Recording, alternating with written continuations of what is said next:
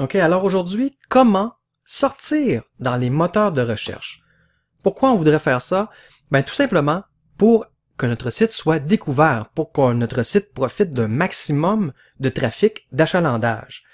Parce que, faut bien se le dire, les gens, principalement, vont découvrir votre site en tapant des mots-clés qu'on appelle dans les moteurs de recherche. Et là, ce qu'on souhaite, c'est que Google, lorsque ces gens-là vont taper certains mots-clés, ben, fasse en sorte de les référer à votre site. Donc, que dans sa première page de résultats, dans le moteur de recherche, il vous cite pour que les gens puissent vous découvrir.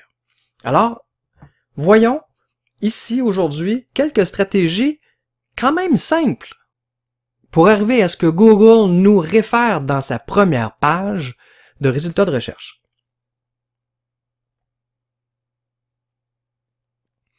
Première règle, si jamais il y a des gens qui tombent sur votre site, il faut que ça fasse « wow ».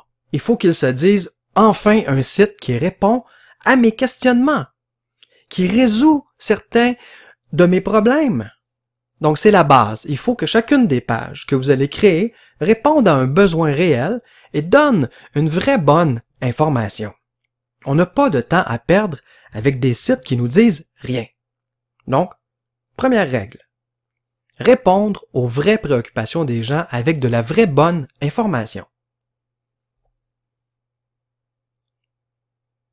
Deuxième règle, trouver les bons mots-clés. Bon, pourquoi? Ben, comme je vous l'ai dit tantôt, les gens vont taper des choses, ils sont à la recherche d'informations, ils vont taper des mots-clés dans Google, et pour certains de ces mots-là, on veut que Google les réfère à votre site. Donc, première étape pour savoir c'est quoi les bons mots-clés, ben, vous allez seulement y réfléchir.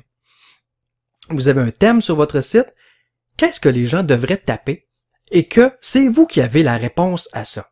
Par exemple, pour le site sur lequel vous êtes présentement, apprendre tout simplement.com, ben ça traite d'apprentissage, ce site-là. On y vient pour apprendre plein de choses. Donc, un mot-clé intéressant, ce serait apprendre. Bon, OK, apprendre, parfait. Ça nous en prend d'autres. Apprendre quoi? Et c'est là qu'on va utiliser Google, parce que lui, Google, il le sait, ce que les gens cherchent en lien avec le thème « apprendre ». Et c'est lui qui va nous donner les réponses, à savoir quelle page je devrais faire en premier, en priorité sur mon site. Et c'est quoi? Ben, c'est les pages que les gens recherchent, les thèmes que les gens recherchent. Alors, si on se dirige sur Google, voilà, j'y suis, et que je tape mon mot-clé, que j'ai trouvé moi-même en y réfléchissant, pas bien compliqué, apprendre. Bon, qu'est-ce qui arrive? Déjà, j'ai juste tapé apprendre, qui est mon concept principal de mon site, et Google me propose apprendre à dessiner, apprendre le japonais, apprendre le langage des signes. Pourquoi il me propose ça plutôt que d'autres choses? Mais c'est parce que lorsque les gens, lui, il a remarqué, c'est une banque de données incroyable, Google, que lorsque les gens tapent apprendre, ben souvent, ce qu'ils veulent apprendre, c'est à dessiner. Fait qu'il me le propose déjà à l'avance, comme pour me sauver du temps. C'est excellent. Donc, si je peux répondre à cette demande-là, qui est d'apprendre à dessiner, ben je vais faire un cours pour répondre à ça. Donc, je vais avoir une page dédiée à apprendre à dessiner. Même chose pour le japonais puis pour le langage des signes, si évidemment je peux répondre, si je peux donner une vraie bonne information par rapport à ces thèmes-là. Ensuite, qu'est-ce que je fais? Parce que je veux plus d'idées que seulement ces trois-là. Si je fais un retour sur apprendre pour que Google cherche, bon, il y a 78 millions de sites qui ont comme concept principal apprendre. Bon, ça me dit que je suis pas tout seul. Bon, parfait. Si je me descends en bas de la page, j'ai d'autres suggestions ici que Google appelle des recherches associées à apprendre. Fait qu'on a apprendre à lire. Est-ce que je suis capable de donner un cours là-dessus?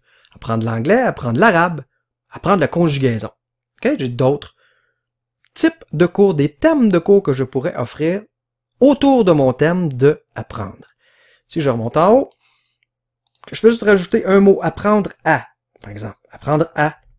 Ah, là, j'ai à lire, à dessiner, à coudre, même apprendre à apprendre. Les gens sont intéressés à ça. Si je clique un retour, pour faire vraiment chercher Google là-dessus, bon, j'ai 29 millions. Déjà, je viens de rapetisser le nombre de résultats, mais 29 millions pour se retrouver dans la première page, ça commence à être compliqué aussi. Si je descends en bas, donc je vais devoir avoir des mots-clés plus complexes que apprendre à. Apprendre à lire, apprendre à dessiner, à chanter, à danser, à nager, à tricoter, à coudre. Ça, c'est autant de nouveaux cours que je pourrais confectionner pour répondre à cette demande-là, qui, selon Google, est quand même très fréquente. Il m'a pas écrit n'importe quoi ici. Il m'a écrit des suggestions que les gens qui commencent par apprendre, dans le moteur de recherche, ben, cherchent souvent. Alors moi, qui veux répondre à ces demandes-là, je vais faire ces pages-là, ces cours-là en priorité. Bon, qu'est-ce que je peux dire à la place de apprendre à? Ben, je peux peut-être faire apprendre la. Ah, la guitare, la photo, la bourse. OK? L'anglais, on l'avait déjà, je crois. Bon, même affaire, je pourrais faire retour et aller voir en bas les autres suggestions, mais je vais faire plutôt le. Ben, dans la vraie vie, je l'ai fait. Mais là, pour raison de temps, apprendre le. Bon, japonais, langage des signes, on avait déjà ça, si je ne m'abuse. Apprendre le piano. Ah, ça, c'était nouveau, je crois. Et apprendre le russe. Bon, parfait. Si je reviens à, mettons, apprendre à. Bon, apprendre à. On avait vu que apprendre à, il y a 29 000 résultats. C'est moins pire que apprendre tout seul, qu'on avait 60 millions, là, 29 millions par rapport à 68 millions. Mais si je prends un des choix de Google à la fin ici, apprendre à tricoter. Combien j'ai de sites qui répondent à ça? Ah, je viens de descendre à 323 000. Ah, et là, ben, sur 323 000 résultats, on se rend compte que apprendre à tricoter, ah, puis là, regardez ce que ça vient de faire. Apprendre à tricoter quand on est débutant. On a 323 000 pour juste apprendre à tricoter. Si j'écris comme mot-clé apprendre à tricoter débutant, qu'est-ce qui arrive au résultat? 127. 125 000. Ah, la compétition, elle commence à être moins grande, là. Si je reviens en arrière, que je fais apprendre à tricoter une écharpe. Ah, ça commence à être précis, ça. Apprendre à tricoter une écharpe, 101 000.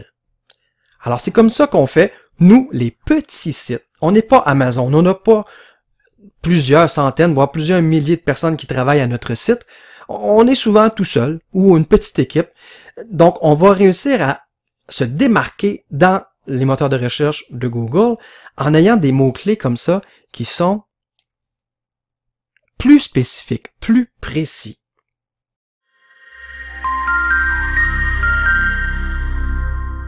Ici Daniel Lambert, fondateur de apprendre-tout-simplement.com, là où on peut apprendre tout dans le confort de chez soi.